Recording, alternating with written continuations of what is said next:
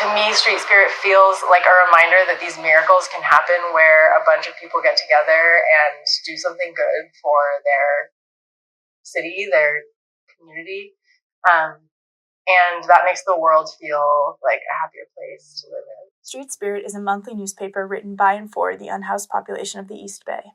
Despite 30 years of advocacy, Street Spirit nearly went defunct before becoming completely independent and returning to print this March. I spoke with the two people responsible for its survival to learn more about the paper's history and their coverage of the recent People's Park shutdown.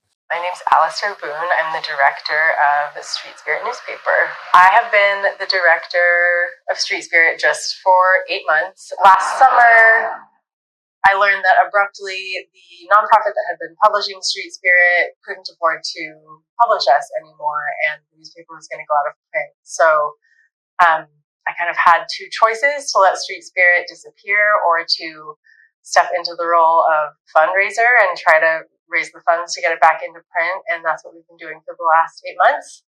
And now we're back in print, and I am somehow the director of an organization. And it's all been very much a whirlwind, but so exciting. When I announced over the summer that we were going out of print, we just received this outpouring of support from our readers. They wanted to do what they could to help get us back into print, and that was really moving and motivating. I've seen with my eyes the way that it changes people's lives, both the people who sell it and the people who read it. We're such a small team. Like, what you see around us in this office today is the work in some ways of two people who just didn't want to see this newspaper disappear. I first learned of Street Spirit when I came here as a transient youth at the age of 18. I hitchhiked here from Southern California, where I was living at the time, and settled in the Southside neighborhood using People's Park as sort of my main hub. I was just about to step into the role. We learned that our funding had been cut and that Street Spirit ceased to exist pretty much immediately.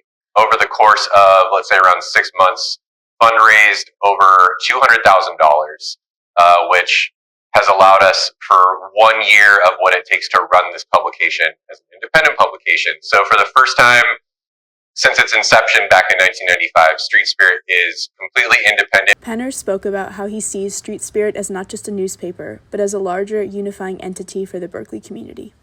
Street Spirit acts as this sort of bridge out in the streets in which the transaction of a material newspaper, which doesn't really exist anyway these days, sort of allows space for communication to happen, for friendships to build, for trust to build between what is otherwise very separate communities, right? For Penner, one can't talk about Street Spirit without mentioning People's Park, a historic safe haven for unhoused individuals that was shut down by UC Berkeley early this year.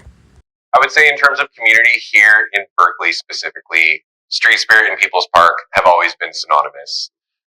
Through the shutdown, which started on the very late evening of January 3rd into the morning of January 4th, we were on the ground for pretty much consecutive 72 hours, other than brief breaks to go home and try to sleep, in which we covered it front to back via our Instagram page. I'm pretty sure it was one of the last people to be inside the park before it was completely shut off. That was a very hard moment for me, because when I think about my formative years here living on the streets of Berkeley, People's Park was a safe haven for me. I feel such a deep sense of honor and privilege to be in this position and to, allow space for others to contribute to something that is this long-standing, has this much of a history, and has made this much of an impact. Next, I took to the streets to hear from a Street Spirit vendor himself.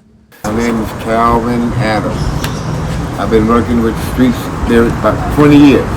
Nice. Well, I got started with my brother. He started about 30 years ago. That's what we do, help the homeless, feed the homeless. You gotta have patience.